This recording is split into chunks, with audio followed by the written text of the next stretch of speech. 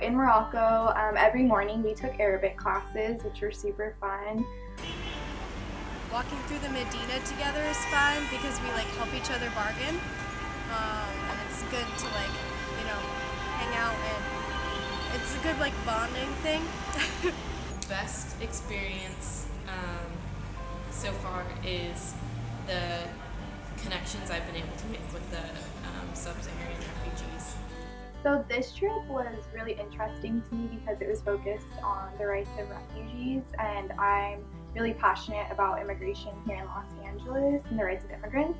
It was a trip that had two main kind of focus, and it was women's rights and refugee rights. So we went to two different organizations, each dealing with one with women and empowering women through literacy, and then another organization that was helping refugees in Morocco.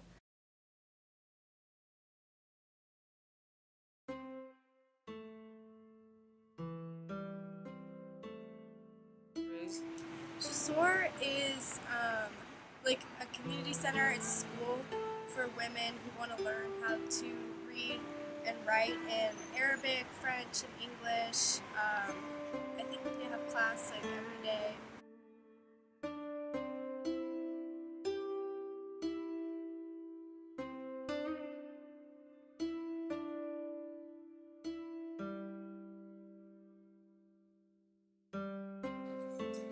Jossour means bridges. It bridges the gaps that we have said there are between men and women because we live in a very patriarchal society. I think we went in expecting emotional, deep conversations, and we did have those, but we also bonded a lot with the ladies in our short amount of time that we were there, and that was really surprising, but it was also really heartwarming, and I think it really motivated everybody to be confident in their facilitation skills and their ability to create bonds. And one thing we also found is they're a little bit hesitant to express themselves in different ways. They're pretty open about talking, but we asked them to draw, and some of them were a little hesitant about that. And I just felt it was a really good workshop for them to be hearing the other struggles of each other. They're all in it together. They've all had a hard past, and they've given their education up for other reasons.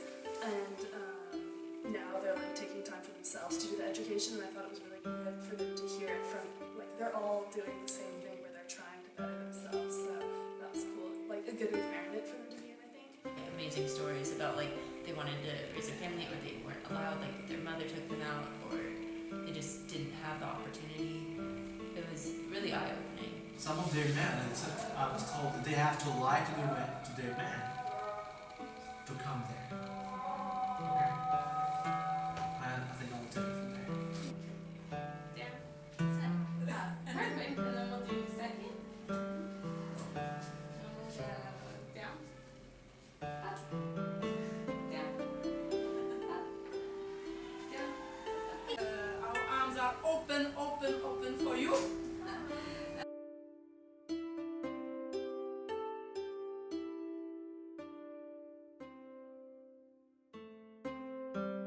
I think that even in the United States we have a really big issue with education, and there are a lot of people that even graduate from high school that can't necessarily read or write that well, and it's obviously there's something wrong with the system, and I think that I could definitely see that issue in Morocco as well, especially with a lot of the younger girls who did go to school and still couldn't read and write. It was just kind of obvious to me that there wasn't a whole lot of priority by the government to make sure that the education system was doing its job. And I think that that's a huge issue here in the United States, and it affects a lot of women, especially poor and minority women. So I think that it definitely related, and just a lot of the stories I heard, especially from the young women, I could completely see that happening to American women here in the US. So it was kind of astonishing that I made that connection, but I definitely saw it, and it was really apparent once I got there and got to meet them.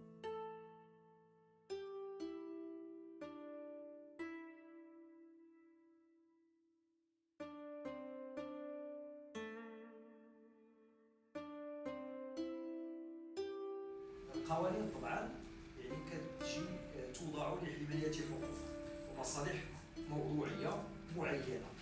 I kind of think this organization has like taught them that it's like really good to like embrace like what they've gone through and like use that to grow and like use that as empowerment. So I think you can just tell that as time goes, Morocco is definitely starting to improve on the issues that it has with women's rights. But I think that there still is a lot of work that needs to be done, and we learned a lot about that.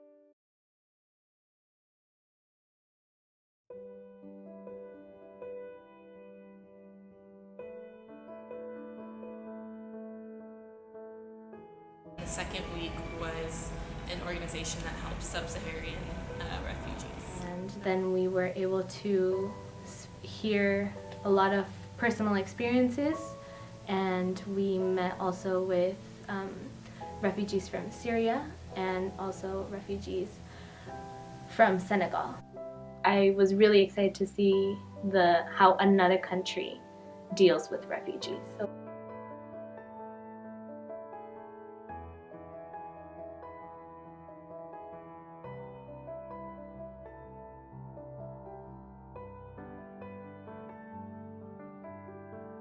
the organization is there kind of as just like a general support system for the refugees. It's kind of like when they have nowhere else to go, that's where they go. And so they provide them with a variety of different programs, whether they're educational or more kind of for like your spirit, you know, whether it's like through arts and crafts or, you know, playing soccer and things like that. But they mainly serve to help these children and just refugees in general adapt to life in Morocco and try to get them documentation so that they can work legally and just kind of assimilate into that Moroccan culture. What is your name? My name is Baldi Chavna Mahmoud. And how old are you? I'm 17.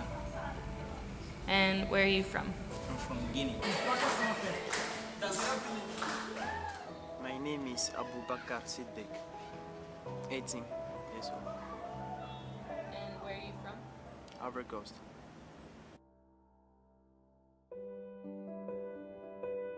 Because of what I leave my country. Why did you leave Guinea? It's about political issue. My parents, you know, they get involved in political issues, so I fled my country about that. When I left my country, I had no place to go. So in Mali, I was in trouble, and Algeria was not a safe place for me, and I was not feeling good there. So I think that I should go. In my mind, I said that okay, I'll go to Europe. Maybe there I will get what I want. All of the refugees were really young. I don't think I met anyone above the age of like 22 there, so it was just really impactful, and we definitely learned a lot about the kids and their experiences getting to Morocco, and even their experiences while in Morocco. my favorite moment was with the refugees, and we split up into small groups, and on the second day I think we were dealing with music, and we all kind of like to do an icebreaker. Everyone started making their own sound, so we all started with the same sound, and then everyone could break off and make a different sound, and for a few seconds we like held it all together, and it was the most beautiful sound, and so that was my favorite moment.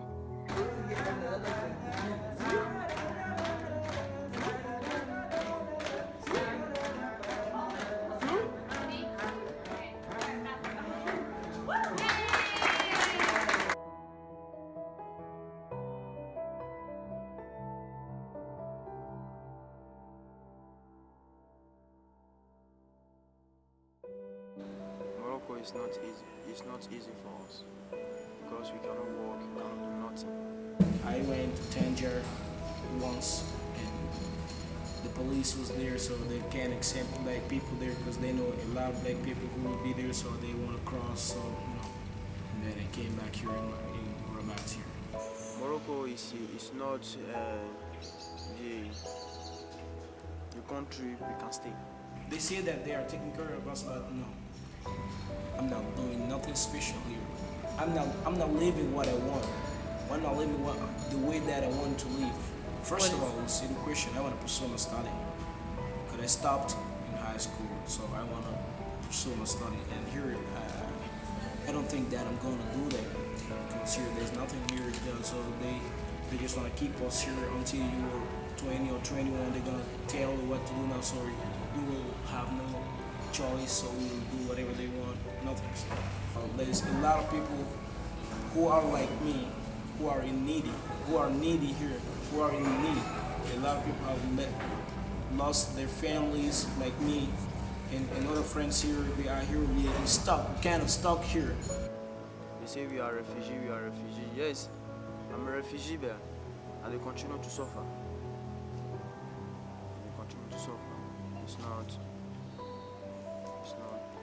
not good. We need help. The thing that we got in common is need. We need help. It's not only me. We are refugee together.